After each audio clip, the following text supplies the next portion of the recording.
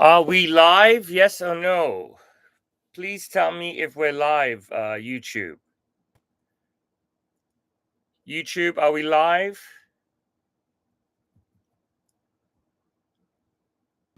Don't think we are live. This is always the problem with YouTube.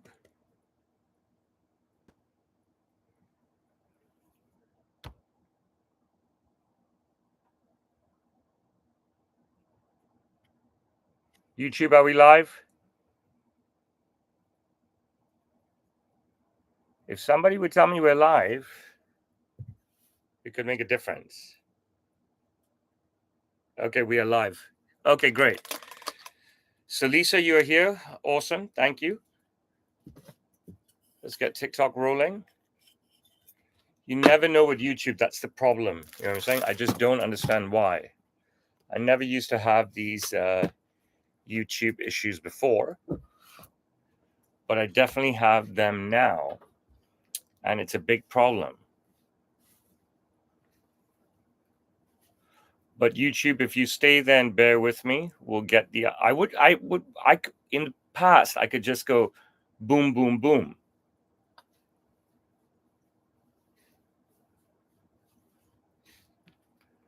Let's set up TikTok now.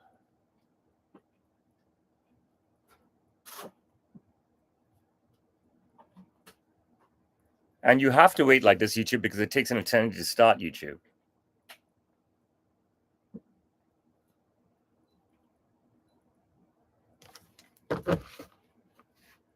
Okay, whereas, as we know, Mita, I need the thing that you have of mine.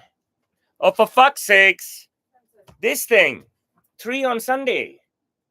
The worst fucking stuff in the world, Jesus. You know what I mean? They're so fucking dumb. You don't even know what happened this morning. It's incredible.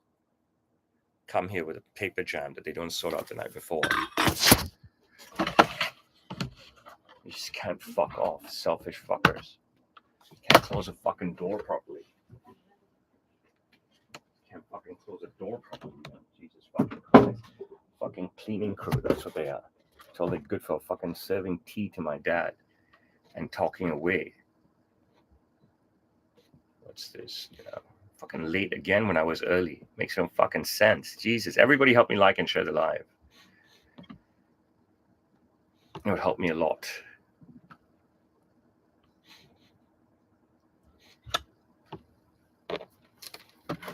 As long as YouTube is there, I'm happy. YouTube, introduce yourselves to me, please. Lisa, I'm going to go live. Danielle, Lisa, you're already moderators on TikTok, both of you, correct?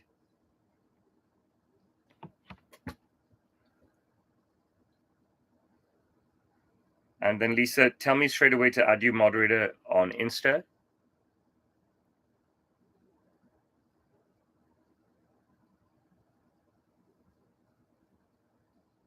Today's episode 21, Sunday, October 12th.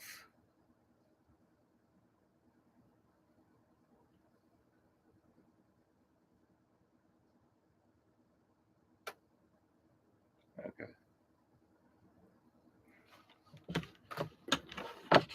Help me to like and share the live, everybody.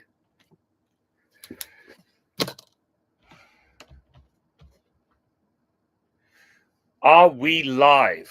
Ladies and gentlemen, welcome to the Watchman'S Hour with Roshan Melwani. It is actually episode 21. I did not realize how far we had gotten into this. Last week after episode 20, I had no idea it was episode 20. And it was announced to me afterwards by two wonderful fans who I'm going to mention in a second that it's episode 20. Lots of controversy. So the week before, we had some controversy locally. This week, we've had lots of debate globally. Oh my goodness, you know what I mean? It's been amazing. I'm glad you guys are enjoying all the shorts. All right. I think one of the issues, and I love it that you guys are watching all the shorts, but I think one of the issues with the shorts is that you're not watching even the entire 1 minute of the shorts and making gigantic perceptions and stuff. It's better you watch the whole show if you're going to get so worked up. But I'm glad people are getting worked up. It's sad that people get worked up in a negative way. But you shouldn't, because I'm not here for controversy. You know what I mean? Sometimes I just ask questions, and that's pretty much it. But, I reiterate that I'm not putting out content for you specifically and individually. And I don't want you to take that in the wrong way or an offensive way. And I'm not negating you. I truly do appreciate you. Very much so. But every bit of content I put out, it seems like the individual that is watching it is taking it that it's referring to them personally, which I cannot understand, right? Because I'm speaking to a global audience and I'm speaking off the cuff and I'm just chatting away and stuff. I put out on the content on the fly so that I can attract people to me, right? So that they purchase my suits, right? I'm in the suit business, and that's pretty much it. So I'm in the suit business. I'm putting out content to sell suits, and that's it. And if you are getting offended, it makes no sense to me. I don't understand why, right? Now, I am not in none of the things that I'm saying or doing, I'm lying, right? I'm not making up any stuff. So even if I've said something that's hurt someone, right? I have proof of it, right? I'm not that stupid. I'm not that young. I'm not that inexperienced, right? If I say something specific about an organization or a person, and I very rarely call out an individual organization unless they've done something heinous, right? And still I don't, you mean? Because I'm not a very political person, okay? My employees are a piece of shit. Save the questions to the end. You know what I mean? I'll answer everything, okay? And so I mean, I'm not there to offend anybody at all, and it makes no sense that people are offended, because how can you say that I put out a video just for you? Don't take anything to heart. Enjoy the conversation. Listen to everything I'm saying. Digest it, okay? And then maybe you'll understand where I'm coming from. And if I put out questions, they are innocent questions, which I would appreciate, and which I appreciate not to be misinterpreted. It's just a question. My questions are not statements. There's definitely a difference between statements and questions. and the thing is that it's mind-boggling that people are so uneducated that they can't understand that, or so hate-filled that they're just manipulating things and making things up, right? So chill out, watch the show. All of you should watch the show. All of you should watch the show in entirety. Okay, it's going to be fun, and that's pretty much it. If you're getting offended, it makes no sense to me. Only the live stream conversations, the products displayed and talked about, and family stuff is real.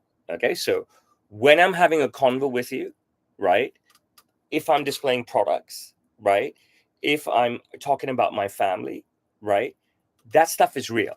The young Chinese boy videos and everything else and whatever, if I'm out with my kids and stuff, some nonsense, it's all parody, okay? Why are you taking it personally? Why are you getting offended? Why are you getting angry? Why are you making it about you?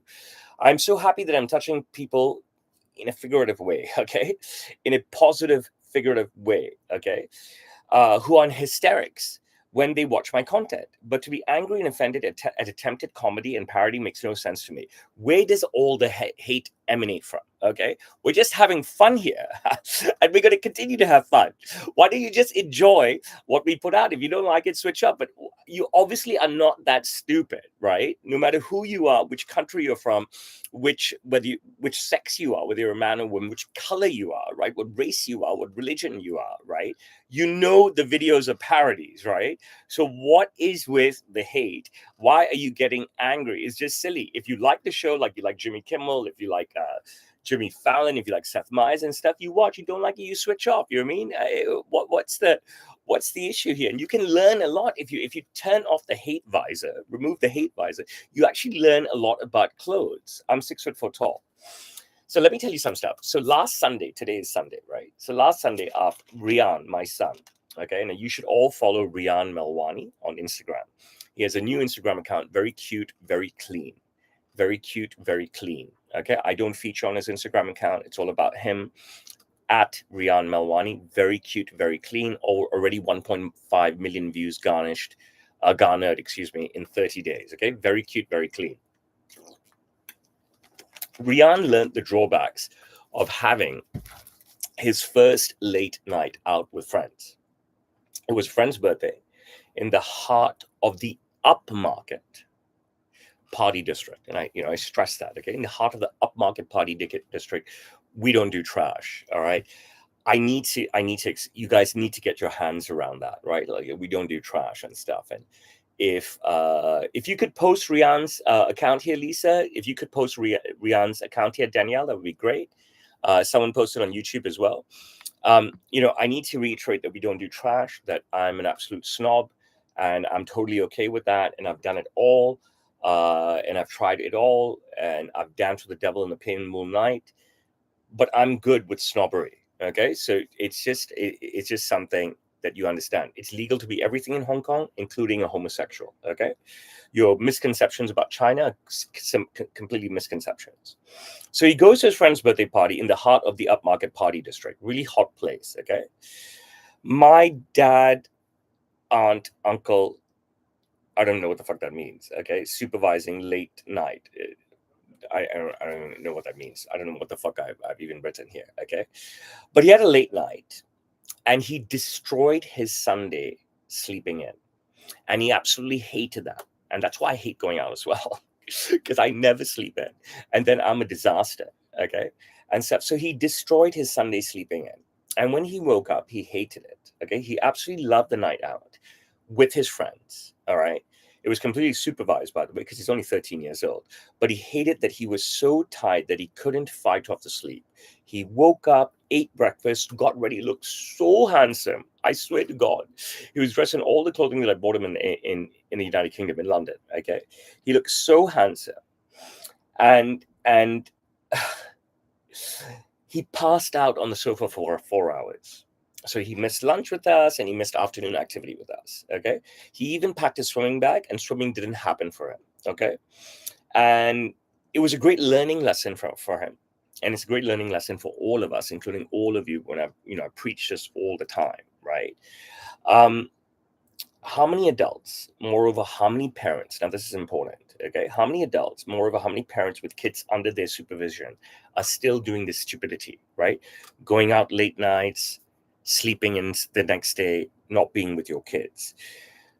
If you have children under your supervision as a parent, okay, should you really consistently be having late nights, okay, and then sleeping in while your kids are awake? I've talked about this many times, and I'm not an advocate for this at all. Your kids will be grown and gone soon. Okay, understand that. Kids grow very fast. Your kids will be grown and they will be gone soon. Now I've got someone interrupting me, even though they know I'm doing a live show. Okay, which is just absolutely ridiculous, which shows you the level of disrespect that I continue to get from my staff, and this is garnered purely because the two old anchors, my father and uncle, show me so much disrespect. Now she's left the door open. Thank you for leaving the door open. Oh my goodness, there's stuff that I have to go through here. Okay, whilst your children are under your care, okay, shed the nonsense in your life. That's not the way you close the door. It's absolutely wrong. You've been working here for like 15 years. Whilst your children are under your supervision, okay, don't do this stupidity. Your kids will be grown and gone soon. Whilst they are under your care, shed the nonsense in your life and dedicate your time and life to your kids. I have tons of friends that I have shed who I know who are now mere acquaintances. Let's put it that way. Okay. All right. That fall into this category. They are watching and they are listening right now, or they will be watching and listening after the fact when it's posted. They'll definitely be watching and forwarding the reels to everyone. They'll fucking screen record and put it in fucking WhatsApp so they can get it to everybody because they got so much time in their fucking hands. All right. And they know who they are. And there are so many of them here in and amongst me that I worry about the parents out there, right? I hope that this is the one time that I hope that in Hong Kong that we are the idiots. Okay, seriously, that we are the idiots. Okay. I gave up that lifestyle a long time ago. I'm loving life, exploring, experiencing, engaging, enjoying with my children. And I encourage that wholeheartedly to all of you. Okay. You've had plenty of time to party when you're young and single and when you're coupled, right? But once you have children, give that up for some time. Give up the party scene and dedicate your time to your children. It's a chunk of your life that seems long, 18 years, but it will fly by so fast and it will be the greatest chunk of your life ever. And once your kids are all gone to college and whatever, and this and that, and you're then having empty nest syndrome, talk to me then when I'm going through it. Okay, talk to me then when I'm going through it. Okay, so I'm dedicated to my work because tomorrow is now, today is now. And that's pretty much it. And I need to be on top of today and tomorrow. Okay. I'm dedicated to my work because there's so many stakeholders on my side. People I have to pay who are working for me, huge team, stakeholders on the other side, people who are paying me, who I need to deliver to. And then I have my children and I need to deliver as a great father. This kind of stuff that's extremely important to me. Okay. I'm no psychologist, no therapist, no PhD, no MBA, no masters, excuse me. Right. But as a human being, okay, and a father of 3 children and a dedicated businessman, okay, who works like 99 hours a week and has done that for like 26 years, this is my genuine and honest advice to you. I'm sorry if you find that boring, but honestly, it's the truth. And if you could help me like and share the live, I'd appreciate it. Till today, okay, people ask me, where am I located? This is after watching a video, okay? It's just uncanny. They ask me, after just watching a live stream, consultation or presentation to someone in the United States, to someone in Australia, and to someone in the United Kingdom, if I can ship to Canada, to Belgium, you know what I mean, to New Zealand. It is uncanny, you know what I mean? I don't understand. Every video of mine says hashtag Hong Kong, hashtag China at the end, okay? Every video, every live stream of mine says, hi, everybody, welcome to Hong Kong. You know what I'm saying? And if I can ship to the United States, I can ship globally. Okay. I live in China, which means I can ship to Russia and North Korea as well. I'm an ideally located location. So I find it uncanny. I find it stupid. I find it lazy. I find it silly. It's just nonsensical. Right. And I try and not let stuff drive me nuts. Right. But I just wonder the stupidity of people. Okay. It's incredible, right? Like, so people will WhatsApp us, so they will look us up wherever they get our WhatsApp number, was from the website, and the website says Sam Steele Hong Kong, or from Google, which says Sam Steele Hong Kong. They'll add us on WhatsApp, or they'll add our email address, and they'll WhatsApp us with their questions or email us with their questions, and then they will say, "Can you give me your address, please?" And I'm like, "Are you fucking kidding me?" I said, "Bro, you just added us and messaged us on WhatsApp." Okay, or you just emailed us, right? Wherever you got that WhatsApp and email, our address is fucking there, whether it's on Google, on the website, or whatever. It makes no sense. People ask the stupidest questions. It's just uncanny. It's just absolutely uncanny. Just like the way people are still going on about my hair. Okay, I think you still don't realize I'm in love with myself. Okay, I am absolutely in love with myself. All right, that includes loving my hair. Being in love with yourself the way I'm in love with myself, it is the best therapy. Okay, now I'm giving you my point of view. I'm no professional in this. Okay, some fucking psychologist, fucking wokest bitch, wherever the fuck she is, she may be so fucking smart and she may say that no, that stems from something within this. That I don't know about that shit. I know what's going on within. What's going on within is that I am aggressive and I need to sell a lot of suits because I've got a lot of bills to pay. I've got 3 kids in fucking private school, okay, and they all have a lifestyle. All right, so I'm in love with my hair. I'm in love with myself. It's not a facade. Jesus, I love my fucking hair. I love that I get to style it differently every day, and I love that I get to use different types of product every day. I can mess with it anytime I want, anywhere. And if you just go through all my videos on my Instagram feed, you can see hair, different hair, different hair, different hair. Why would I ever remove that option from my life? Okay, when it's so much fun. I have no headache blow drying my hair. I have no headache towel drying my hair. I have no headache fully drying my hair. I have no headache fully drying combing my hair. I have no headache gelling my hair, using product in my hair with wet hair, towel dried hair, semi dried hair, fully dried hair. I'm having a great time. I ain't getting rid of my hair. And yes, hair today, gone tomorrow. So why would I get rid of my hair now when, potentially it's going to go anyways? Yeah, you know what I'm saying? It is such a joy working with my son Rian, having him work with me. So this was the Mid-Autumn Festival in Hong Kong. So the kids have had school off all week. Okay, and they have school off on Monday, right? So this week he joined me for a full working day on Monday. And I put out some content, and he's put out some content from that first day. He really worked hard. He interacted with clients. He was off the hook phenomenal. Okay, I could just go on and on about that, but please, like I said, just let me take my word for it. You know what I mean?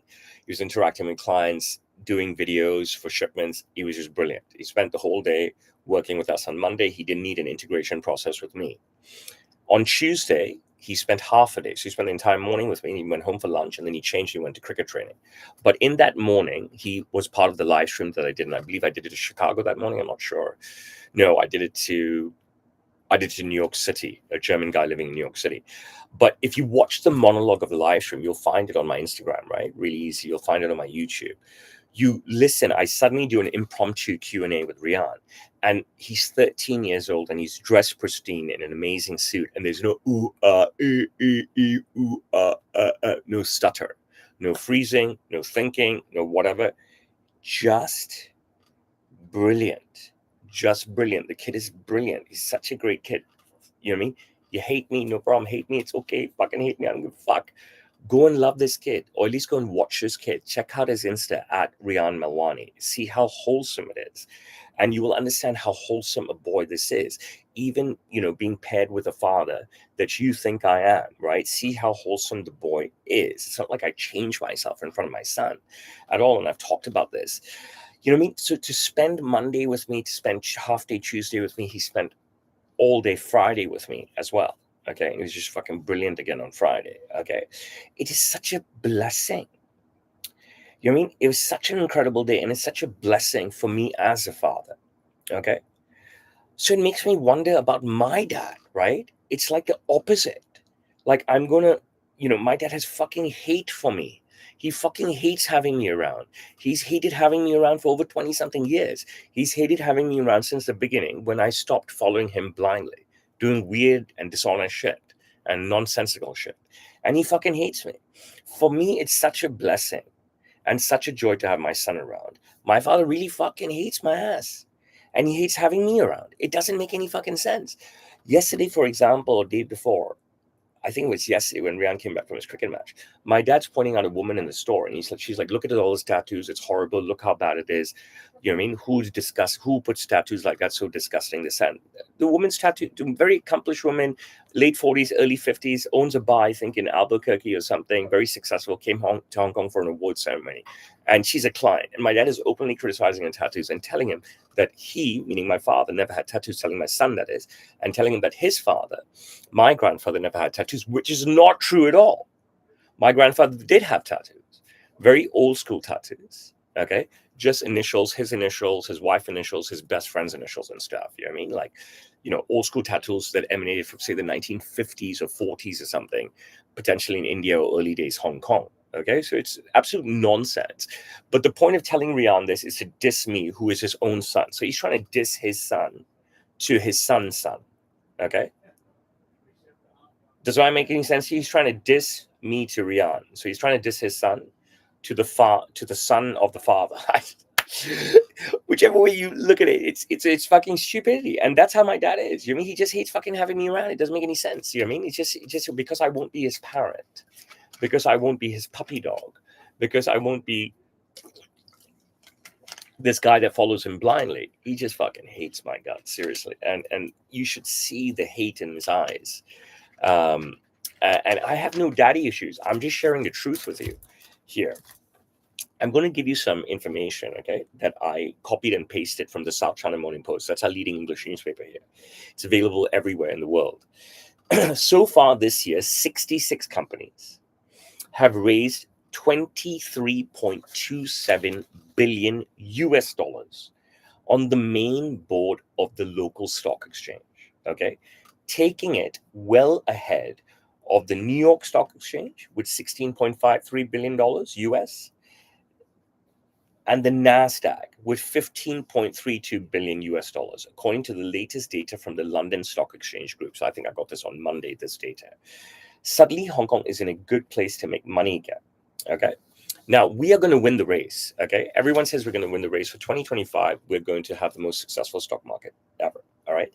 Now, when I've said stuff like this before, people say to me, a stock market doesn't dictate the quality of life where a place is. Okay. It doesn't dictate the happiness of life. Okay.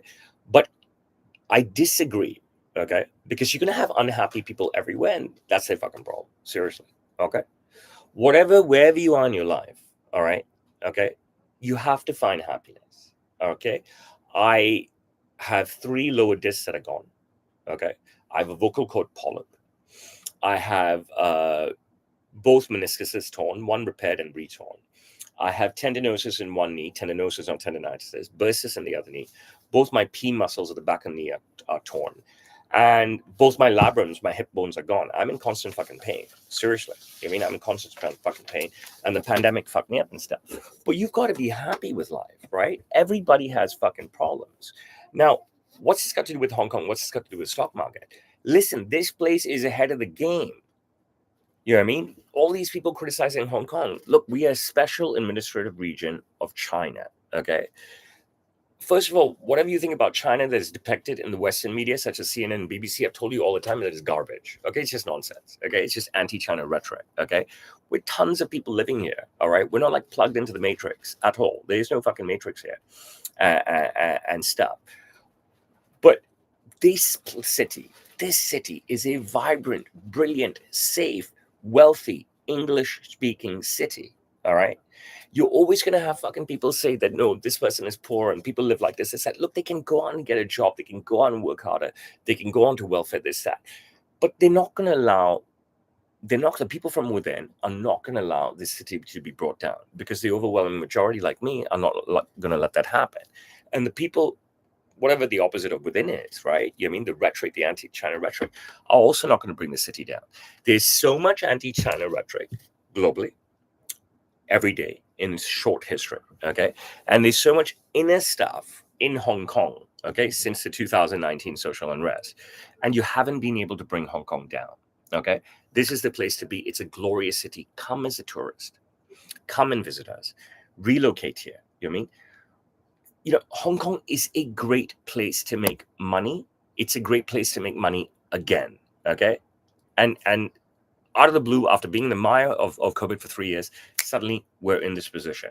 So, you know, my message to individuals, my message to corporations is, why not headquarter and domicile in this city when we are currently on the up? We have a proper and fair rule of law, okay? We have our own, what's it called? The basic law, okay? It's common law, all right? Separate from China. Completely. I promise you this. We have our own separate judicial system, which is fair. I promise you this. Okay. I don't know if it's to tell you that we operate like a Western city or Western world city. I don't know if I should say that, because I don't really know the answer to that. But I'm telling you honestly, don't listen to the haters from within. And don't listen to the anti-China rhetoric on the outside. Do business in Hong Kong. Visit Hong Kong. Check out Hong Kong. Come for a few days. And I'm here. Come and say hi to me. I promise you. I'm a huge advocate for Hong Kong. I always have been. And, you know, I get slated by so many netizens and stuff when all I do through my work, a byproduct of my work, is to pretty much promote Hong Kong. Because without Hong Kong, I'm fucking nothing. Seriously. So if that's selfish, that's fine. But I also have a lot of pride where I live. And if you put me anywhere, right? Like I've always said that I believe in power and proximity. I would be the same way. So if my job relocated me to Delhi or London, right? I would, or Sydney, I would completely be, you know, about power and proximity. Okay, remember, I have a British passport, and if I wasn't happy here, I can easily go and live in London, and I love London. I have the cash to relocate immediately. But I'm a huge advocate of the city, and I invite you all to come and visit, okay? And if you have an opportunity to relocate your business here or get a working visa here, which is very easy, okay? Our government is very open with net migration, with migration coming in, okay? I promise you that. You just have to do your research. It's very, very simple. You can come on a holiday working visa as well. But we are a wonderful city. I feel completely underappreciated. I feel appreciated by my government, but I don't feel appreciated enough by my government. Okay, I think they should reward me more, and by rewarding me more, they should give me more to do. They should make me more of an advocate for them. Seriously, because I'm such a great advocate for Hong Kong. I believe so. I mean, I love my city. And you know what? If there's a tourism board elsewhere, Sri Lankan tourism board, you want to snap me up, I'm ready to work. Okay, I'm extremely effusive. All right. One of the things that you can't measure is the amount of screen records I get. And then they are forwarded along on WhatsApp, which is crazy. Now, you can't measure that sort of traction with these WhatsApp videos of me screen records that go viral all across the world on WhatsApp and stuff. And there's no way to measure that, right? But I was thinking about this a lot because I helped out a neighbor of mine, okay, who's opened up a new business, and she's selling Indian fast food and Indian desserts. Okay, they live in my building. They're a very humble family. Okay, they don't have the same means as I do. Okay, but we live in the same apartment complex. So, and she has two daughters, one who is graduated university and one who's still in high school. And they asked me if I'd help. I said, yeah, I'll help. And then I did this out of my own good thing. And then people in my community screen recorded this shit and passing it around, trying to make some joke of me. And actually, I don't feel like the joke. I feel like the hero. And the more traction I get, regardless of how I get it, okay, the more traction I get, regardless of how I get it, it's okay with me. What these dodos and dum-dums, right? And these are probably my friends that I once shed, and now they're my acquaintances, right? What they don't realize is they give me further traction and further fame, okay? And that's pretty much it. So yes, like I've always said, go ahead and screen record anything I say. Go ahead and screen record anything I do. Go ahead and screen record my videos that I post that you think I'm a fucking idiot and forward it to everybody in your group chats. Go for it. Ultimately, you're doing nothing but benefiting me, okay? Your poison, okay? The poison that you start with to try and make a joker or a fool of me. I mean, you guys have been doing that forever. These screen records and forwards have been going on forever. And look at me here. I've never fallen off, right? I'm still successful, okay? You mean the poison has only helped, okay? You think to yourself that why wouldn't people want to gravitate to themselves towards me and stuff? What are they so scared about, right? Why wouldn't they want to work with me since I am an electromagnetic person and personality? And that's the truth. I mean, the numbers don't lie, right? The physical bodies on the streets don't lie, right? That's just the truth. But I want to read out some notes here, you know what I mean, which I did on a walk when I can't fucking even understand them, right? I said that they get forward along in WhatsApp, which is crazy now. You can't measure the attraction. I meant the traction. The traction is huge, especially when one of my videos has picked up and it goes viral on WhatsApp, and happened to be a number of times now. This generally starts, this is what I want to say. This generally starts, it's as a negative birth, okay? Let's put that in the right way. Someone wants to be, I don't know what the fuck I've said. You know what I mean? Like, I can't read any of this shit. But whatever this poison pen thing that they start with, it's like Red Bull, right? It gives me wings. Regardless, I will have 1,000, 10,000, 550,000, whatever the number is going on in this video around the world, making fun of me. But it doesn't matter. The intention is to get content out. All right. And whichever way it goes out, I'm happy about that. It doesn't matter to me. It doesn't matter if this content of mine, this young Chinese boy video, or this advertisement that I've done out of the goodness of my heart, I don't want any rewards or pats on the back, right?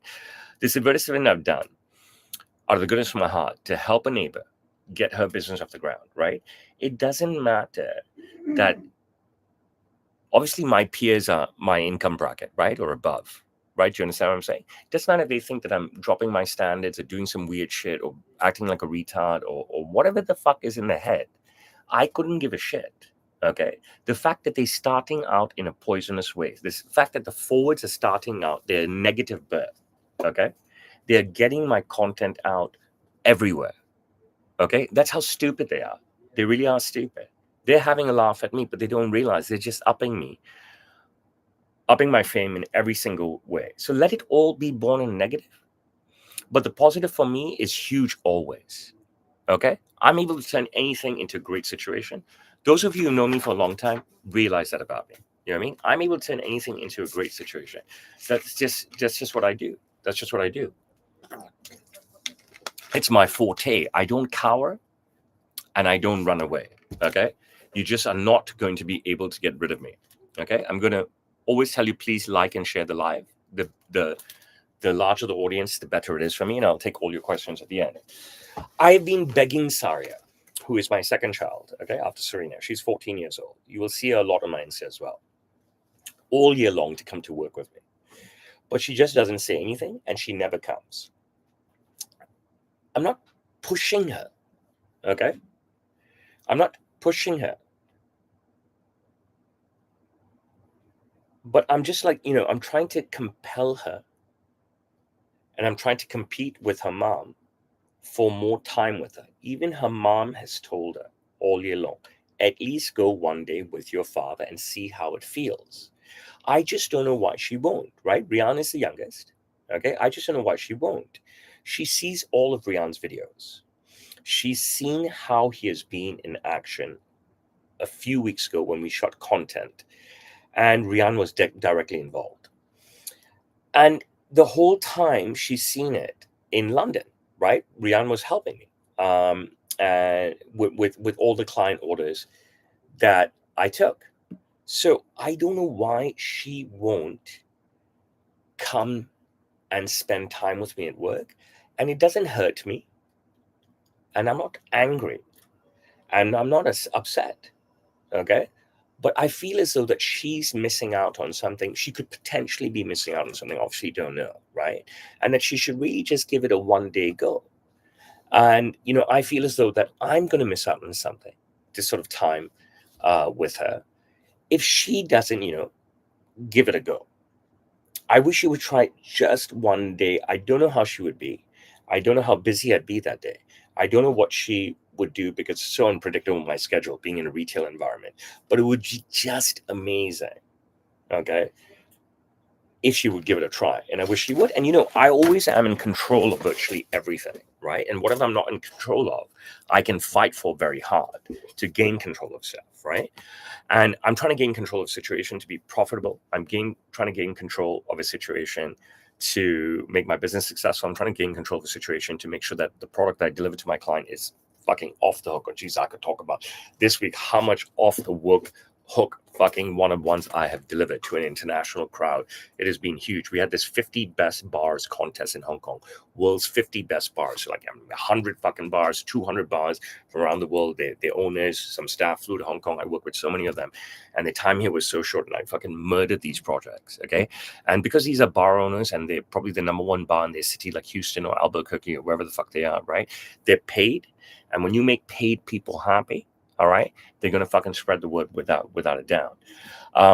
So I'm usually in control of everything that I do, but I'm not in control of Sari. I cannot physically grab and come to work, but I really wish you would join me. And I feel the same way about Serena and stuff. But these girls are in their own world. I'm lucky enough to have had dinner with Saloni, Saria, and Rian last night. Once again, Serena was omitted. I've been off diet for so long.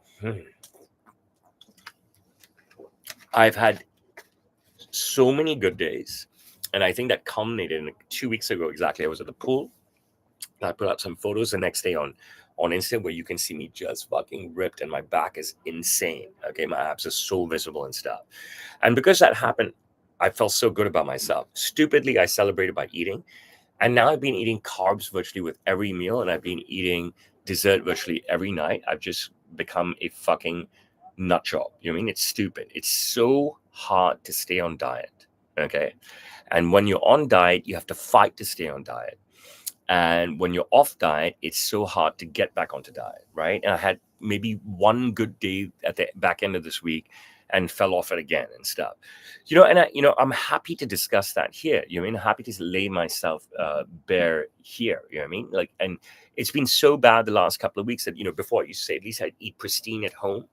But now I've been eating like shit at home and eating dessert at home. Okay. It's not even like Friday, Saturday, Sunday. eating out and dessert, right? It's like even been Monday, Tuesday, Wednesday, Thursday, carbs at home and dessert at home. And that's really not like me. And this is like, I haven't hit the bottom because I still figured out 1.5 days at the back end of this week, but like, I don't know where the fuck I am. You know what I mean? I don't know where the fuck I am. Seriously. I need to jump back onto diet and stuff because I don't know. You know what I mean? I think cheat days work, but I think it's going to be like one cheat day a week. And that's what I was doing. And, I've completely slipped out of shape. But there's a couple of things that I wanted to tell you, right? Okay, like I could say to you why I slept, right? I could say to you why that I slept. There was a Sunday involved. There was China Golden Week, and the kids had school off, and the kids have been off all week, and I've been taking out to lunch all week, and all that stuff, right?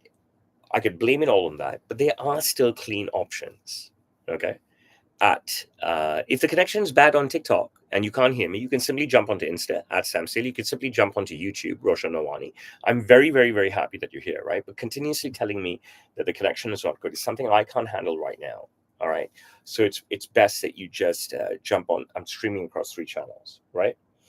So I've been trying to spend as much time with them and taking them out to make the most of their vacation because I haven't taken them out of town for 1 week, right? And that has just completely fucked me up and put me in a fucking hole. And they're going back to school next week. And I really hope that I can come out of this hole. You know what I mean? Because we completely off diet makes you look like shit and feel like shit. And diet is so fucking important. And I discuss this in every one of my streams. Okay. And, I've been telling you guys for years that, my 2 struggles are sleep and diet, right? I find it very difficult to fall asleep. I find it very difficult to stay asleep. I wake up multiple times at night, and when I'm on, I'm on. And I was saying that last week to you guys. And when I fall off, I'm just fighting to get back. And I know there are many of you out there like that, right? And what I want to say to you is, it's just tough for everybody. No matter what you see me, every time my shirt is off, is a 6-pack. But I'm really working hard, and it's hard work. And when I'm on, I feel great. And when I'm not on, I'm like wallowing in this shit.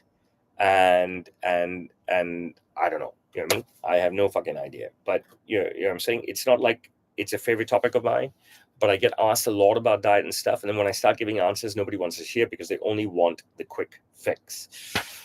So I don't know what to tell you. I'll tell you about Rian and Monday morning. He was here with me, and we had such an exhilarating afternoon. Monday morning. We had such an exhilarating Monday morning. I had 4 or 5 clients Monday morning.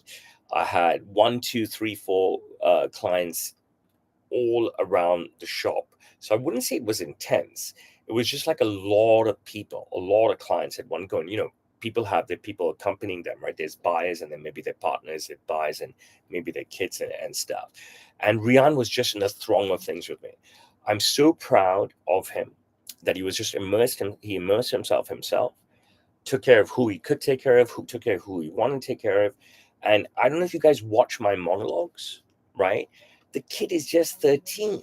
You know what I mean? Like I said, I gave him an impromptu interview on Tuesday and stuff, this kind of stuff that he's doing, right, with me, these intermittent days every few months. Because he's so young, it's having a profound effect on him. And those of you who watch me closely have seen this profound effect. And those of you who watch me for years have watched my children grow up. But this profound effect that has taken hold of him, right, directly correlates to when he started working with me in the Christmas holidays. And again, it's just a sprinkling of days here and there. He has just been absolutely fucking brilliant. And I'm so proud of him. And I can't wait to see more. Okay. I can't wait to see more from him. I forgot to ask about his experiences with me in London. I covered in that monologue the December experiences, the Chinese New Year experiences, the Easter experiences, and the summer experiences. But what he did in London, I forgot to cover. I had the client waiting for me in a call. But basically, okay, look. So the girls were on the floor below. Okay, we've got me and Saloni in a big room. We've got Rian here. So we use Rian's room in London as a showroom. All right. So every morning he gets up himself. He didn't need waking up. He would clean up his bed, and then he would create the showroom. He'd put out the clothes hanger with all our suits and shirts, and then fix up all the samples and the paperwork, make sure his bed is fixed because we're seeing clients in his room, take a shower, go down and have breakfast, and be ready at 8 a.m. And whilst he acted like a perfect team member of mine. He freed me up to just talk to my clients whilst he cut all fabrics and made all notes. His mother was in awe of him. I would believe his sister Saria was in awe of him because she was watching as well. Serena never came up to the room. So he's an amazing kid. My longtime followers have seen all my children grow up on social media.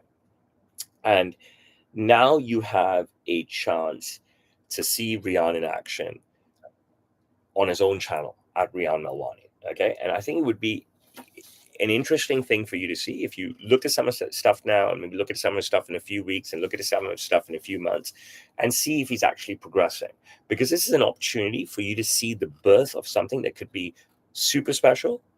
It could be something that just phases out, or it could be something that ends in disaster. We don't know, but I'm giving you a heads up now that more and more content will come out, and you will have an opportunity to see something very specific happen. And like I said, he's got 1.5 million views in just 30 days.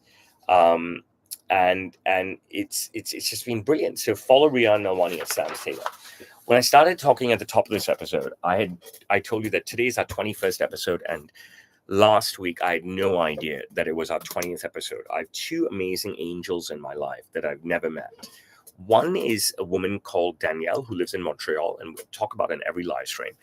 And she lives in Montreal, and she has nearly 30 pieces from me. And one is a woman who lives in Glen Burnie, Maryland. Her name is Lisa, and she has nearly 20 pieces from me. And they both told me independently that that was my 20th episode, and I didn't realize. Okay, I didn't realize. I had no clue.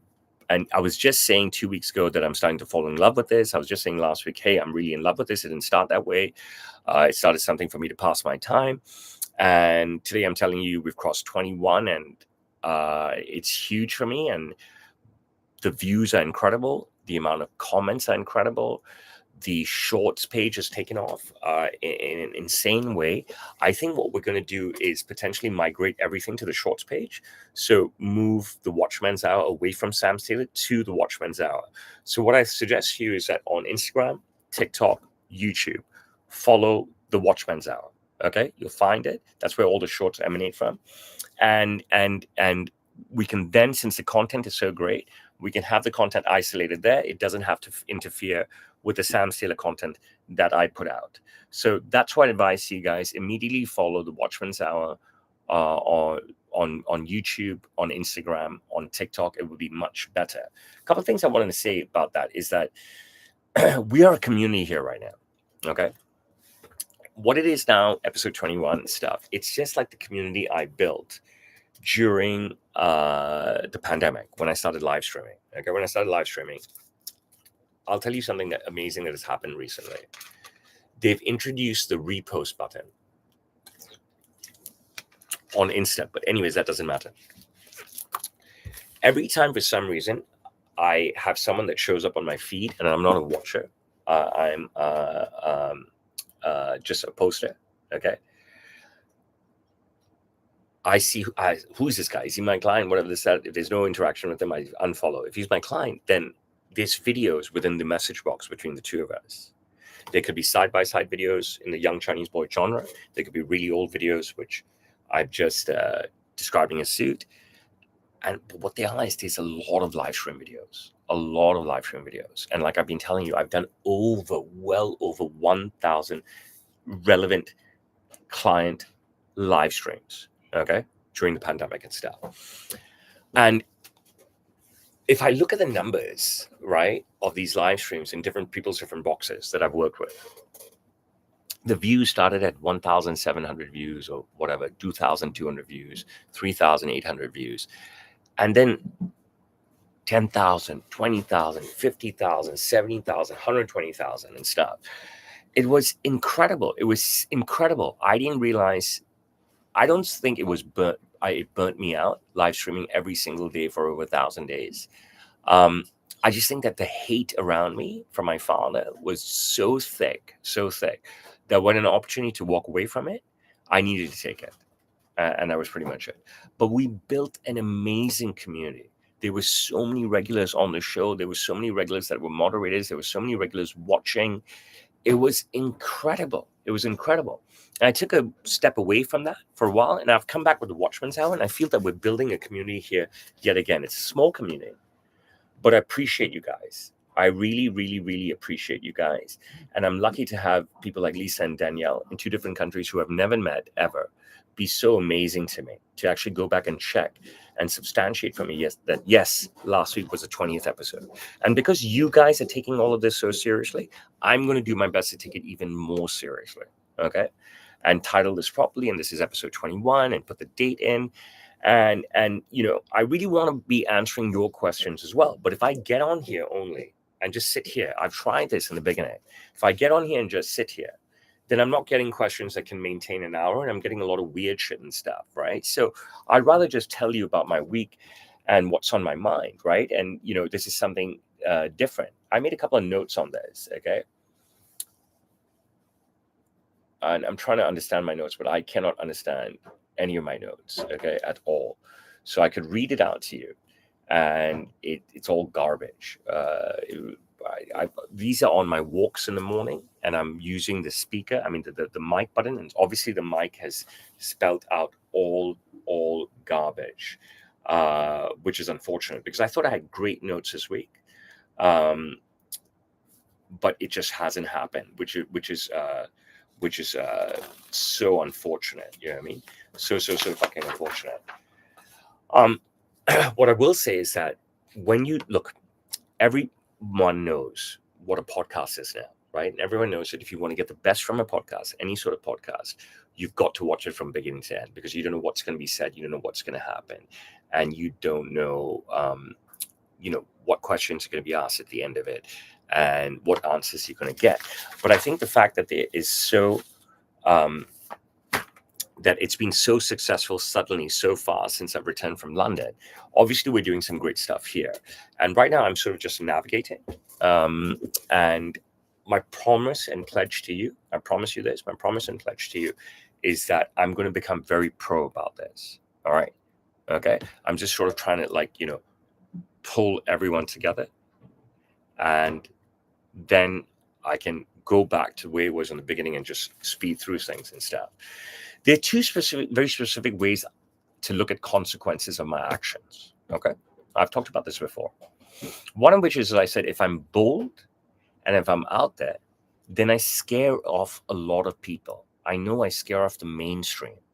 I scare off the world. I scare off the liberals. I scare off the cowards. I scare off the pretenders and stuff. But the other side is that, I attract the bold.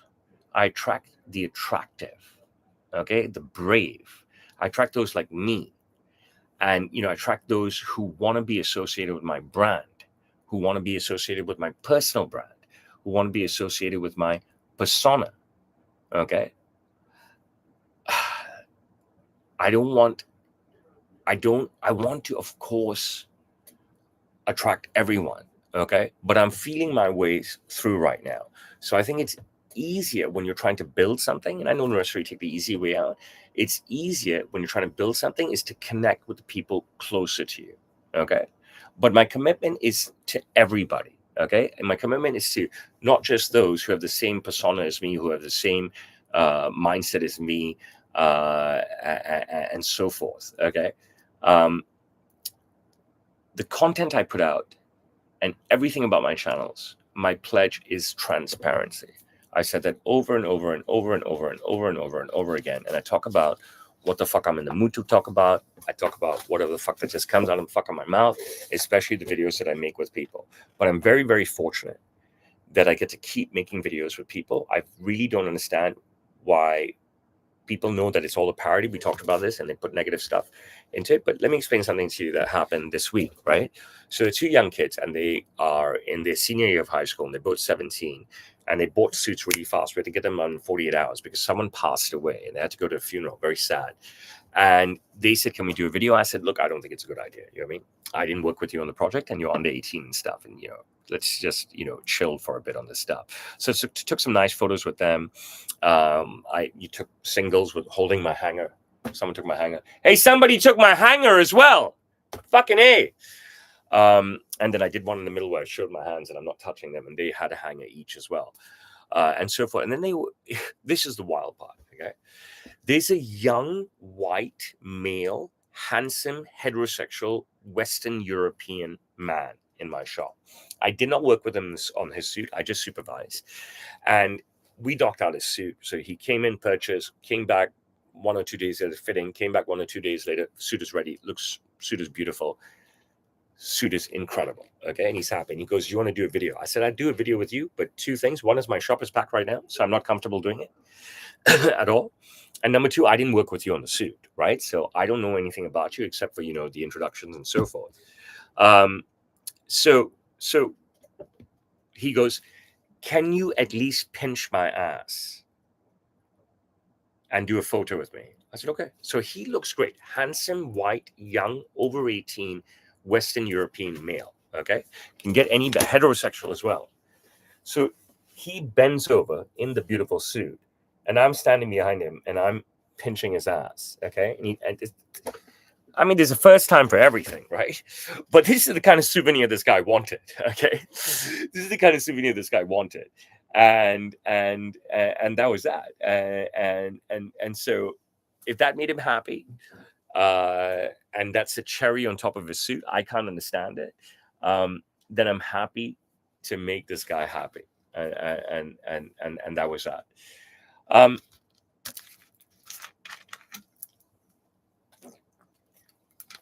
I would say I'm an extremely selfish person also. I think it's very normal for people to be selfish and stuff. But I'm very, very selfish because I don't have a lot of chunk of time off. Okay.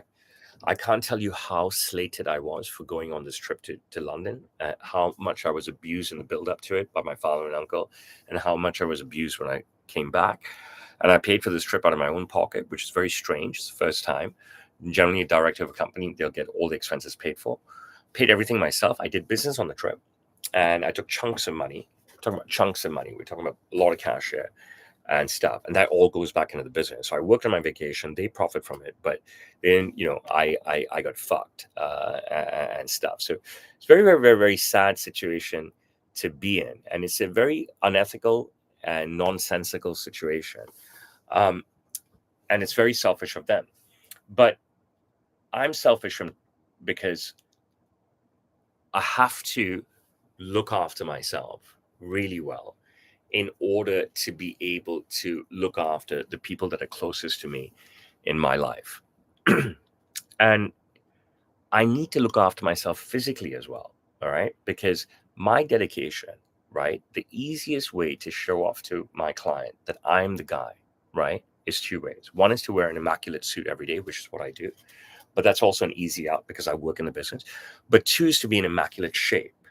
And in my age, to be in my shape puts me in the top 1% of the world, right? That's no. So I want that sort of dedication. You think I don't want to take my foot off the pedal and just eat carbs all the fucking time? Rice, fucking pasta, anything, right? But I need other ways to show my dedication, okay? I need other ways for my clients to say to themselves that this is the guy they want to be, okay? And I use my relationship with my children as a tool to demonstrate that. I use my relationship with my body and my physique to demonstrate that. I use my relationship with the way I dress to demonstrate that. These are free tools, okay, in the sense that they don't cost you money. They cost you hard work. And I've always been an advocate about using what's free already around us, such as social media, Facebook, LinkedIn, WhatsApp, whatever the fuck it is, right? They're free tools, but there is a price. The price is your time. But the price is not your money. Okay. And I have gone all in everything with my time to try and make my business successful. I've gone all in with my limited time to try and be there for my children. Okay. And I've gone in all in with my personal time to make sure my physique is great, to try and entice my clients even more to invest in me. And I've gone all in with my time, not sourcing out social media to somebody else, right? I do this all myself. So it's all about me. So people can see, look, it is this guy. It is this guy. It is this guy. For the longest time, everyone that I met said, who does your social media for me? I said, you've got to be kidding me. It's quick and dirty, and it's all me. It's absolutely all me. I don't even I can't even think of trusting somebody. But I'll tell you a couple of things that really bug me. Okay. I have these two old men anchors in my life, my entire life. Okay. Can you figure out who they are? These two old men anchors in my entire life that have just kept me being the watchman. Okay. Hence the birth of the Watchman's hour. And I'm just stuck here. Okay. I'm just stuck here. And I think I'm missing out on huge chunks of time with my children, huge adventures with my children, the inability to explore the world with my children because I'm just stuck at work. Okay. I've always been the goddamn watchman for these fuckers, regardless of what I've done. And I'm really missing out. These two old anchors in my life have gotten older and grumpier and less respectful and less appreciative. Okay. And I just feel that I'm getting more and more anchored as I get older, and it sucks because my kids are getting older, and I don't know how to break out of this because I don't know what to tell you guys. I'm being honest with you. How much can you fight with your father and uncle every day, especially when they're this age? How much can you fight with your father and uncle when they play the hurt card every single day? When they're this age, I've always said from the beginning, I've been honest with you guys and said that these two fuckers just weigh me down. Look, they've given me lots in my life financially, right? Okay. But aside from the financial support, okay, which has been huge, I appreciate that so much, right? They don't support me in anything else. They don't support me in my ventures. They don't allow me any expansion capabilities. They purposely undermine my merch brand, plentyofconsent.com, even though I was willing to give all the proceeds to them. I just wanted to succeed in another way, but they never want me to succeed. They were never behind me in the live streaming. When I started to go on road shows in 2001, 2, 3, they were never behind me on that. They undermined me on that and stuff. And I said, look, why should I travel the world and stay in a hotel room alone and make money, and the money goes to you guys, and you guys are fucking me up all the time? You know what I mean? But it just gets worse with these two. You know what I mean? It just gets worse with these two. They're unappreciative, they're bullies, they're mean, and they're selfish, and they're emotional blackmailers. Okay. And it's really tough. And I've been very strong for so long, taking this and stuff. And it's not like I can't take anymore. I'm here to take. I've always said I'm the good Indian boy. This is the choice that I made. I've always said that I'm the good Indian boy. This is the choice that I've made. And I always said that, I chose this. I made my bet. I'm going to lie in it. You know what I mean? I said that to my mother a long time ago. My parents split in 88. Okay. I was fucking 11. I say that to my mother now, if and when I talk to her and so forth. But it's tough. You know what I mean? It's not easy being that guy. It's not easy eating this shit from these two nonsensical fuckers every single day. I don't know what to tell you. And it's tough to slate a man like my dad, who is so accomplished, right, in terms of the awards and the medals that he's received, and in terms of with the number of incredible people that he's worked with, and the money that he's made, right? So it's hard to slate him, but you really have to be here in the thick of things to see what a bully he is, which is tough, and it weighs down heavily on me. You know what I mean? And I need to control all that shittiness, right? And continue to be normal, continue to serve clients well. I mean, the guy disses me openly to clients. He disses me openly to my children.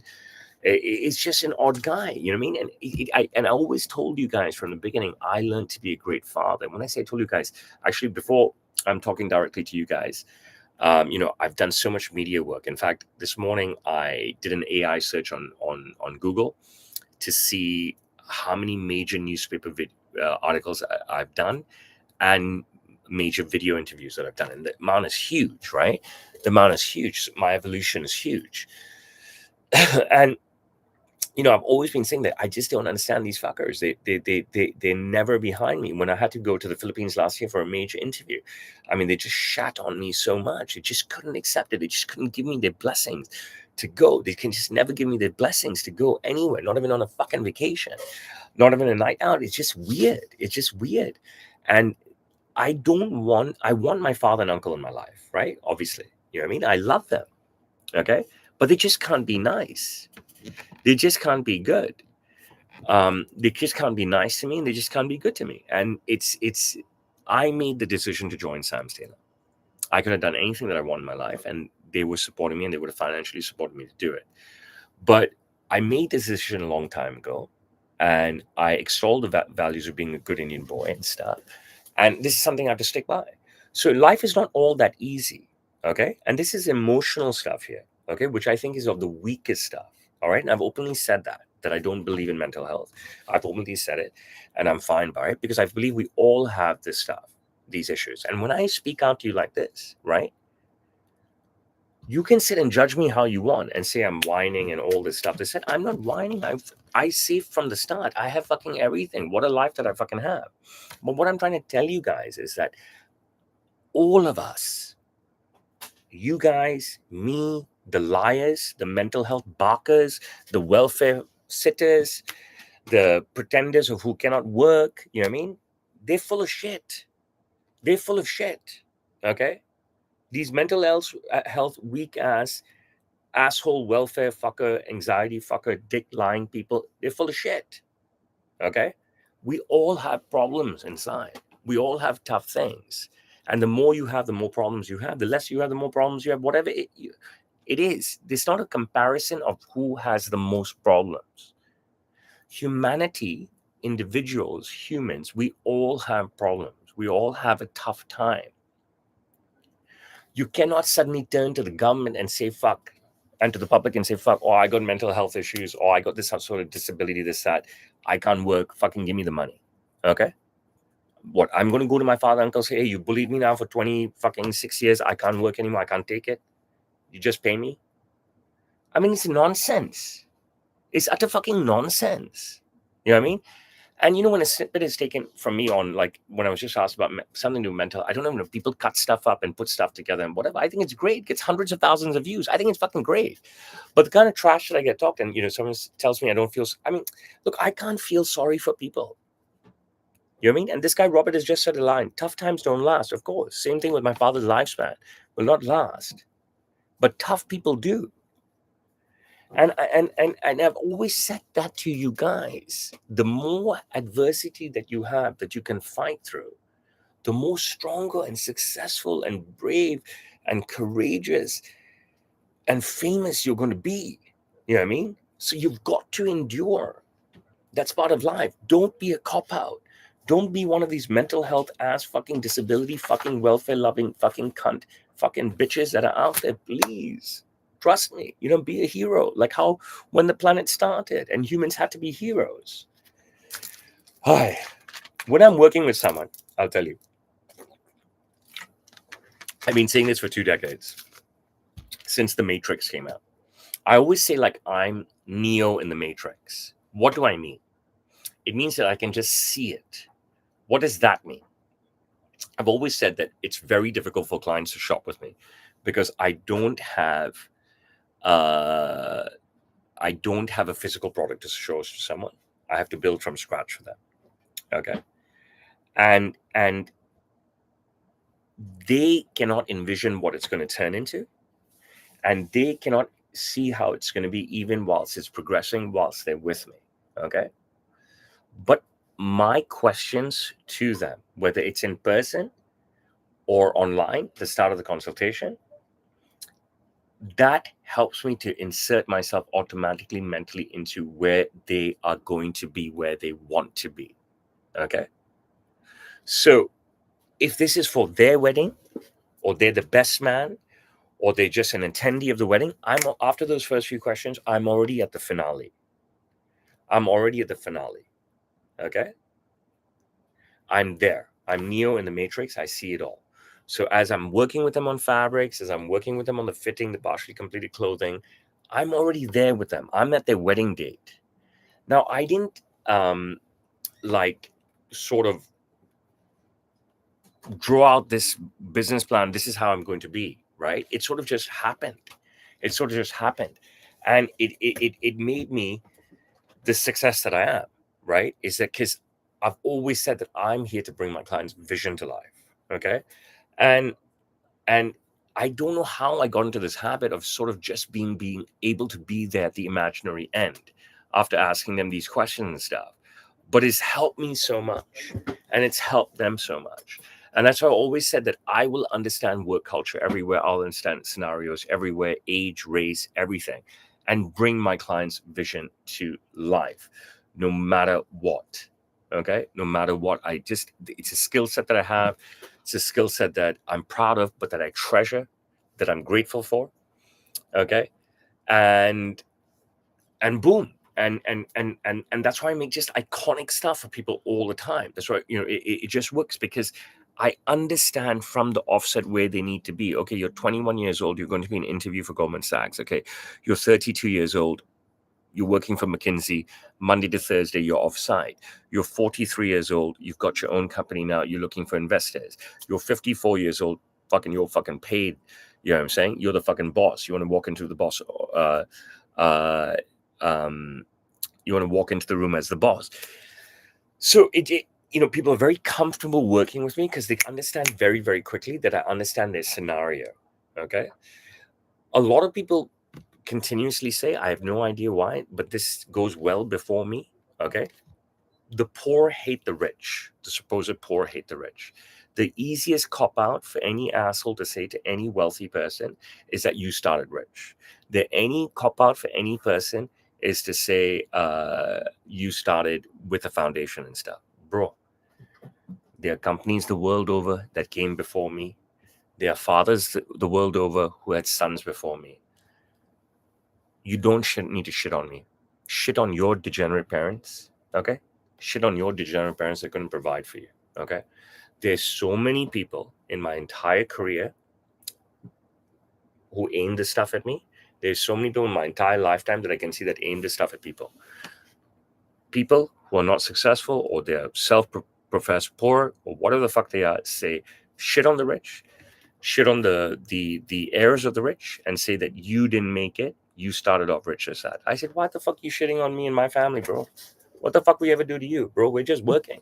Why don't you, if you got a fucking problem, you shit on your parents, right? Shit on your fucking parents that they didn't do anything. You know what I'm saying? Like, why come and attack people that are adding to the economy? You know what I'm saying? It doesn't make any fucking sense to me. Why not just not attack anybody? Why not just work? You want something in life, strive for it. Why are you going out there and shitting on other fucking people that are doing stuff with their lives? It doesn't make any sense. It doesn't make any sense. Like why are unsuccessful people always hating on successful people? Why are people who don't do anything hating on people who are trying to do something? You know what I mean? It doesn't make any sense. Go hate on your own fucking family tree, man.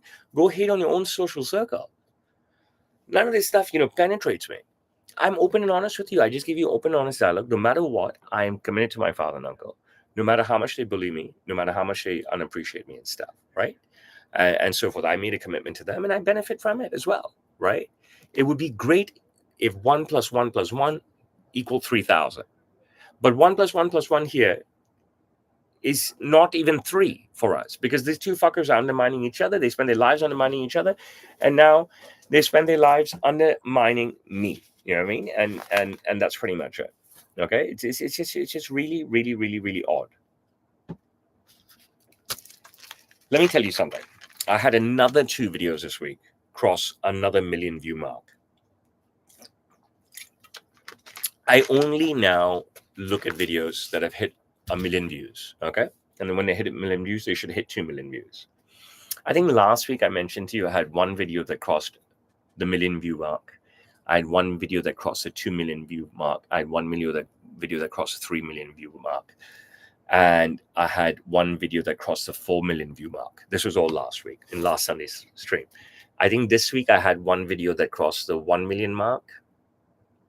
I think I had one video that crossed the 4 million mark. It's quite uncanny. And I can't do stuff like this without your support. You know what I'm saying? I think that, there's this line, bro fell off, bro fell off, bro fell off, which I find fucking hilarious, right? It's quite uncanny for somebody who is not Tom Cruise, not Cristiano Ronaldo, not Jimmy Kimmel, not David Letterman, etc., to be relevant for so long. All right? I'm going to say two things here, okay? I managed to be relevant for so long. I'm going to say more than two things. Because I've been brave. I've steered the course. I managed to be relevant so long because I have people like you watching me and maybe supporting me, okay? I've managed to be relevant for so long because I've stayed brave and not given into the hate and the package hate all around me, okay? But I managed to stay relevant for so long because I am entertaining, okay? And that's the bottom line, all right? And at the start of the stream, I said, I don't understand, when you all know it's parody, where does the hate emanate from? Bottom line is, I'm not fucking going anywhere, okay? I'm not fucking going anywhere, all right? And if you want to get rid of me, you have to stop watching me. But for some reason, none of you can stop fucking watching me. And I'm grateful for that. I'm grateful for that. I mean that, okay? But if your joy comes from hating on me, then you as a person, you've got some serious fucking issues. If that gives you joy, if tuning into me to hate on me gives you joy, one, you got some serious fucking issues. Two, you're just propelling me, okay? So I am not going anywhere, okay? Before my main TikTok was banned, I was at 1.9 million followers and had over 150 videos that had over 1 million views. It was insane in such a short period of time, okay? And every week I sit here and I tell you, I had another video cross past this X million views and past that X million views and whatever it is. So enjoy. There's stuff to learn. Enjoy. There's humor. There's not just stuff to learn about suits, but there's stuff to learn about charm. There's stuff to learn about confidence. There's stuff to learn about work ethic, okay? Stay in hate. You continue to propel me, and you really are a sorry fucking individual that nobody can help. I'll tell you a story, right? I work out in the park early in the morning. There's no kids around, right? There can't be kids around anyways, even if it was late in the morning, because they'll all be at school. But they are 71-year-old grandfathers in the park, throngs of them, that I wouldn't say are as ripped and shredded as I am, okay? But they are there. They are in insane shape. They've got great strength, great mobility. It's nutty, okay? And I look at these people and I'm like, wow. And look at their age, all right? And then I look at my contemporaries, right? And you always tell me that, why I'm always like knocking guys and their guts sticking out, because it doesn't make any fucking sense. I'm surrounded by 70-year-old odd grandfathers every morning, Monday to Friday, when I'm working out in the park, okay, who are nearly as shredded as me, nearly as ripped as me. Some are much stronger than me, and more pull-ups and dips than I do. Some are way more flexible than me, okay? Some have way more mobility than me. Maybe they didn't have all the breaks that I've had, okay? And then I'm walking around, and more than looking at the guys, I'm looking at fucking wives. More than looking at guys, I'm looking at wives, and I'm thinking to myself, Jesus fucking Christ. Whether you are MILF or not, okay? I mean, how the fuck are you staying married to this fucker? You know what I mean? Because he's got no respect for you. Because if you're a beautiful woman, and I'm telling you this, okay? I live in an old school world. I'm not fucking millennial. I'm not Gen Z and stuff, okay? I'm totally Gen X, and I live in fucking Asia, and I'm in an Asia, all right? And this is the way I speak. If you're a woman, if you're a beautiful woman, if you're a tall, slim, gorgeous, fair-skinned woman, okay, and you've given this fucker kids and stuff, right? And he's got his gut sticking out like that when all the knowledge is there. All the knowledge how to, flatten your gut is there. I mean, that is abuse, okay? That is abuse, all right? Guys with gorgeous wives, owe it to their fucking wives to fucking look good, all right? And I'm laughing, and I'm like, I just don't get it. It doesn't matter how fucking paid you are. I mean, right? Like, how is this girl want to fucking be with you, man? She just gave you a kid, 2 kids, 3 kids. This that you've got your gut sticking out like a motherfucker. Where there are grandfathers around who are more ripped than you, and all the knowledge is in your phone. And if you are paid, then you can have a personal trainer and a nutritionist. They said, no, you're fucking lazy. You're a fucking bum. right? You're lazy and you're a bum, and you do not value the beautiful woman on your arm who's maintained herself even after childbirth. Okay. All right. And that's abuse. And that's what I tell women. That's my message to you. Okay. That's my archaic, misogynist, call it what you want, message to ladies. They are bums. They're abusing you. Boom. Get rid of them. On Tuesday, I had 3 professional couples. Okay. I'm not going to name names anymore because I don't want to, upset people and stuff. But the 3 guys work for big companies. 2 women work for big companies. And the one woman is a wife, and she has 2 kids. So she's not working anymore. So we've got six people, 3 adult couples, all in their 30s. Each of the guys doing a fitting for a suit. They're enjoying themselves. They're like crazy drinking away at Sam's Taylor Beers. They're asking for semi-service videos because the suits are not complete yet. And they're recording away on all of their phones. All 5 of them are recording whoever's in action with me and stuff. And they're sending the videos out to the group chat. And whoever it goes out to, it's awesome. And why? Why is it awesome? Okay. Because it's not fucking kids and degenerates who are fucking buying suits from me. Okay, let me say that again. It's not kids and degenerates that are buying fucking suits from me. Every suit that I sell, I'm selling to real life professionals with high disposable income. Okay, it's not just degenerates and kids that are buying suits from me. Everyone who's buying suits from me are real life professionals with high disposable income, and they're enjoying the ambience, they're enjoying my beer, they're enjoying the vibe of my atelier, which is something I have created, and they want videos of the surface. They want to be in it. They want BTS. They want BTS that they can shoot so they can send to their friends and they can show off to their friends that, hey, I'm shopping at Sam's Taylor. And these are the type of clients that I am. Okay. And I fucking love it. Okay. I fucking love it because the distribution of their own personal videos in interaction with me will be to a great demographic. It is just superb. And all these were Chinese people. Okay. But they like all born in Canada and emigrated to Hong Kong. So they're ethnically Chinese, but they speak like Canadians, they think like Canadians, etc., etc. But it was superb. And this is what goes on. And I talked about this young Western European guy who wanted me to pinch his ass and so forth. So you can think all you want, all you fuckers, about young Chinese boy and all this and all shit and so forth. But Asians are placid. And Asians are shy generally, okay? But these 30-year-old Asians, right? Orientals, I'm going to say, right? They were just brilliant, okay? Everybody who wants to do content with me is screaming for fame, trying to leverage my platforms. These people that I talk about specifically this week were fans. They were mature. They were successful. They wanted to have fun. They understood the fun. And they don't even lean to the right. They're left leaning. You know what I mean? So it's just fucking brilliant. It's just fucking brilliant. I think it's crazy and wise that I ended up posting on every single platform. So that includes Instagram. Obviously, I have 3 accounts. I do reels and stories. I do a post sometimes. I've got a personal Facebook, which I do reels and stories. I've got like a fan Facebook account, which someone set up for me over a decade ago that I post to. I've got a backup Facebook, a secondary Facebook, because I keep getting banned as I post reels and stories to that.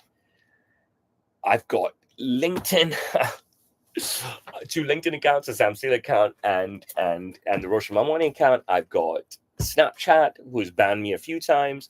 I got YouTube, my main account gone, banned. I was monetizing off that account. I've got my Roshan Melwani account. I've got the Chinese accounts, Douyin, which is the original TikTok. I've got Red Note, which sort of like they say emulates Instagram. I can't see it at all, right? I post on Google. I used to post on TripAdvisor and Yelp. I used to post on other stuff, but it was just a waste of time, like Telegram and other things. I don't get much traction on the Chinese platforms like I used to when I first started posting videos. But I'd be foolish to walk away from the Chinese platforms, right? Considering living in China. And there was a time, I posted on my personal WhatsApp, on the Sam Taylor WhatsApp. And there was a time where I was posting daily on over 20 different channels myself, individual posting. It was so fucking draining, so crazy, the amount of posts and the individual posts that I was doing and whatever. But it has helped. It has worked. It has helped maintain me. Okay. It's given me a multi-layered ship. Sometimes Instagram is all banned, and my TikTok went and stuff and whatever, and but there are places to post all the time, and I've stayed the course. And I've posted everywhere, and it's been so beneficial to me. It's just been incredible. And remember, I don't get monetized. Okay, I don't get paid for all the views I get. It sucks, but if you live in China, you just don't get fucking paid. And that's basically it. And why do I do all this work myself? Like I said before, I can't trust anybody else to do it. I just cannot trust anybody else to do it. I've got to go through the pain, you know what I mean? Because I can't trust anybody to bring my vision to an audience. I don't think anyone is consistent like me. People go on vacation, I don't. People change jobs, I don't. People will end their career months later or pivot, I won't. They'll decide to move on to something else. I'll still be here. I can't work with another person again. I can't take that kind of stuff. It's just not good enough for me. So it's just better that I post everything myself, do everything myself, and do it myself individually in each app rather than using an app to do it. Okay, because the audience of each app, my audience in each app, then sees that it's a full real life post and not some sort of package post with a link to Instagram. And that is one of the pillars of my social media success. I am going to take a major piss. I'm going to talk about my last topic, which is quite controversial, and then I'm going to take your question. So bear with me for a minute.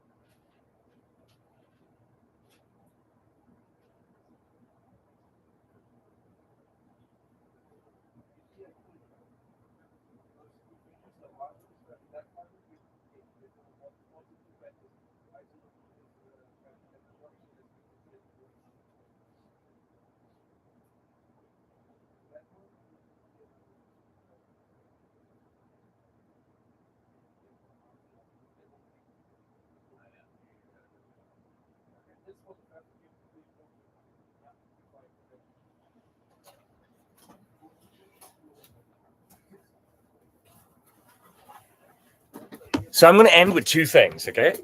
I'm not purposely being controversial, but unfortunately they're controversial things, okay? So this is what I want to say, okay? You can insert anything you want into this, all right? You can insert anything you want into this. I can't stand it.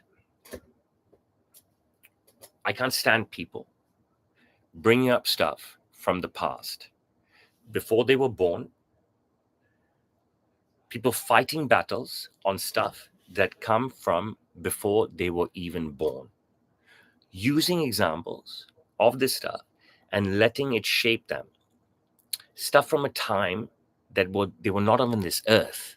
Okay, they're hanging on to hurt that they never experienced. The pain that they reflect, that they talk about, to argue, to get their way, to milk the government, to milk society, it was pain that was never inflicted on them because they weren't around. These are people that just don't let history die the death that it needs to. They cling onto the shit on purpose to use it against others in the world right now, clinging onto shit and using it against people in their lives, the general public, and they should be living in this fucking moment. You know what I'm saying? They should be living in this fucking moment. But they use all this shit as, a basis to judge everything that's going on around them right now. I know you can understand this stuff.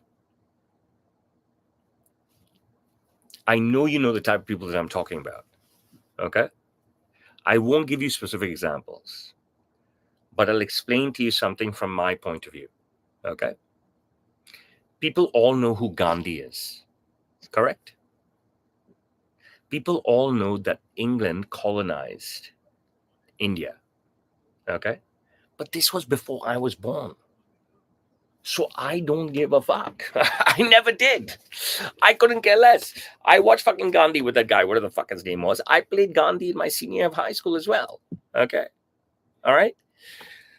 My parents and my grandparents before them and my great-grandparents, okay, had to leave Pakistan before it was Pakistan. Okay? We are Sindhis, okay? They had to leave because the British drew two lines, 1 and 2, and created Pakistan and India and East Pakistan, which is now Bangladesh, or is it West Pakistan? I don't even fucking know. Okay. It was way back when my great-grandparents, my parents, my grandparents were around, and they supposedly lost everything. Okay. They became refugees in their own country based on these lines that the British drew, and we had new maps. Okay. All right. My family supposedly lost everything. But I wasn't around. My parents hadn't even met, and I'm talking about both family trees here. This happened to all of us Sindhis, right? This is all out there. This is history, right? You mean people like you out there in certain demographics like to use their history that they were not born into to attack life now and trying to feed off those attacks. Okay? I'm not anti-British. I'm not anti-Pakistani. I'm not a Muslim. I'm a Hindu. I couldn't care less about this stuff.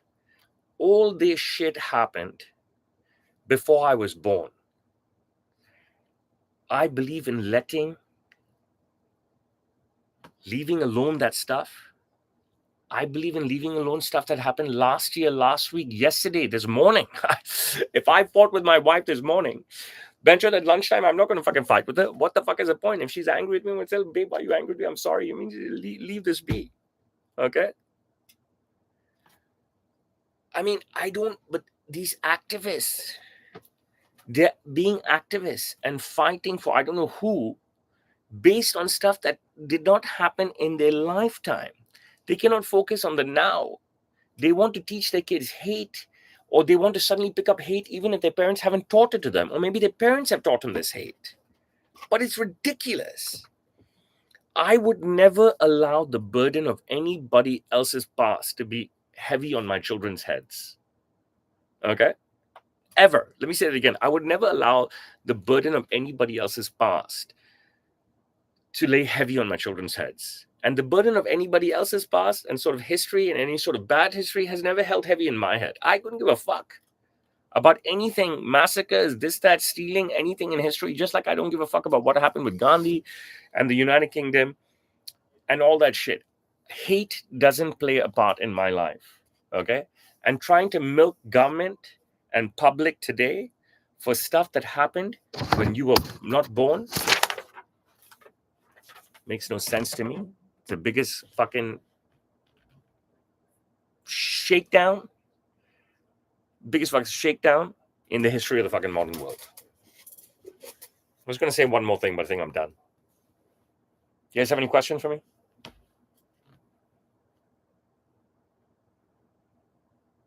I don't know anything about the United States. All I know is that there's a lot of people in countries everywhere. They're not even born at a certain time, and they use the hate of what happened in the past before they were born to be activists and to milk the government for money now, status, all that stuff.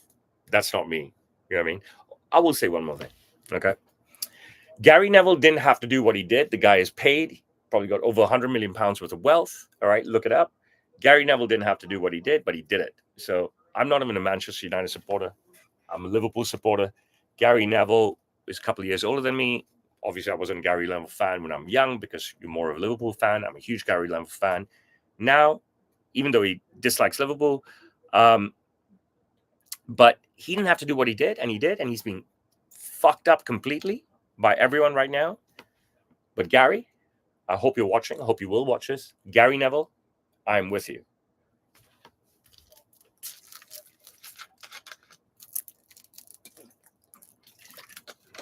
Any questions? So right now, only on Instagram, my videos surpassing millions of views virtually every week, if not every week, if not every day. Okay.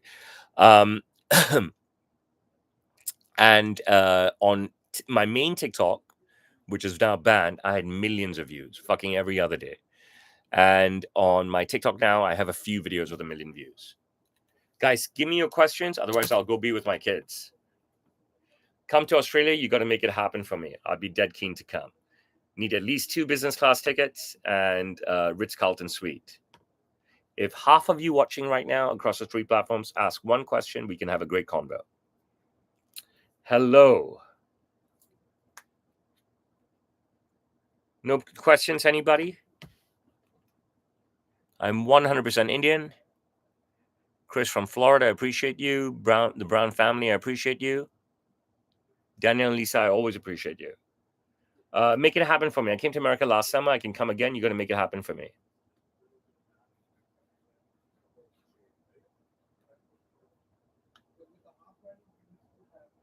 My main TikTok got banned a long time ago. I don't have a love for horse racing. I have a love for spotlight, to tell you the truth. I took a punt on buying a cheap horse, and he became a world champion. I think it became that way through my energy.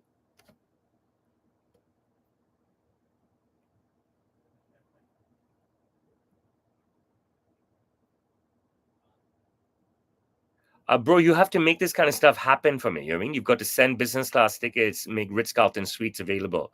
I can't just come there for you. You know what I'm saying? I appreciate you, Danielle. Nobody's saying don't remember history. I'm saying don't milk history that you were never a part of to get favors, to get sympathy, and to get money now. 1,000 sterling a suit.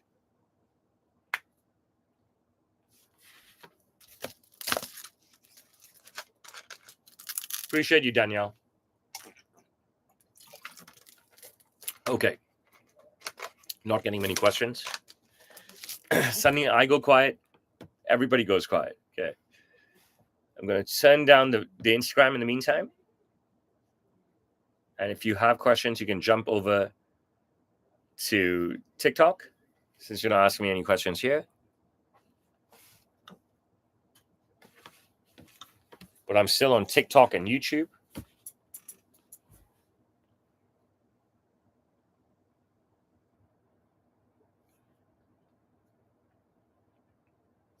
Where's the young Chinese boy? Tell me. Keep saying young Chinese boy. Where's the young Chinese boy? I'm super happy with my shampoo. If you want to send me shampoo, I'll give it a try. Tori, send me your measurements through the measurement chart on my website. Then I'll make you something amazing.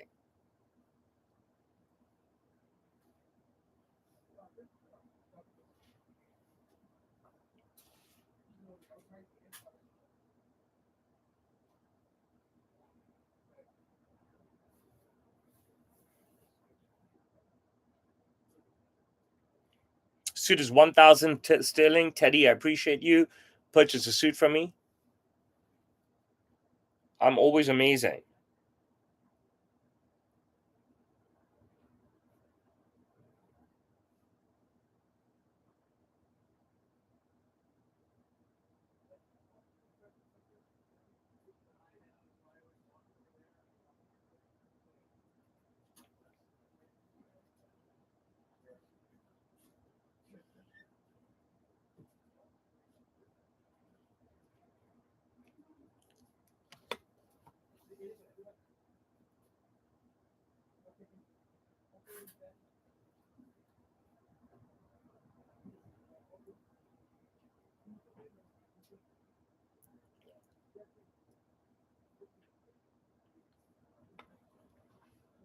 I was already connected with very high profile individuals before, and my work has allowed me to connect with even more.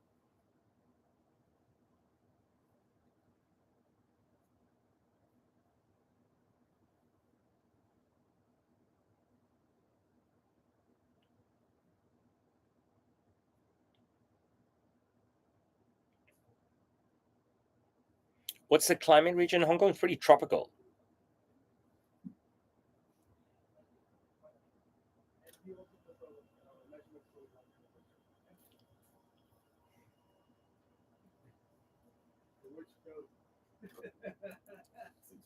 The latest suit. The latest suit. Okay. The suit I made you, and after that I made you the blazer. I think I've come in since the blazer is the same suit I've come in. 1,000 sterling is the cheapest suit I can make.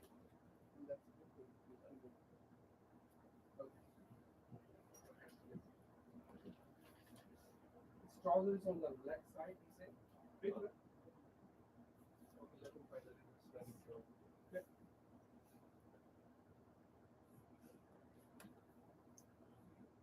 I'm 6'4".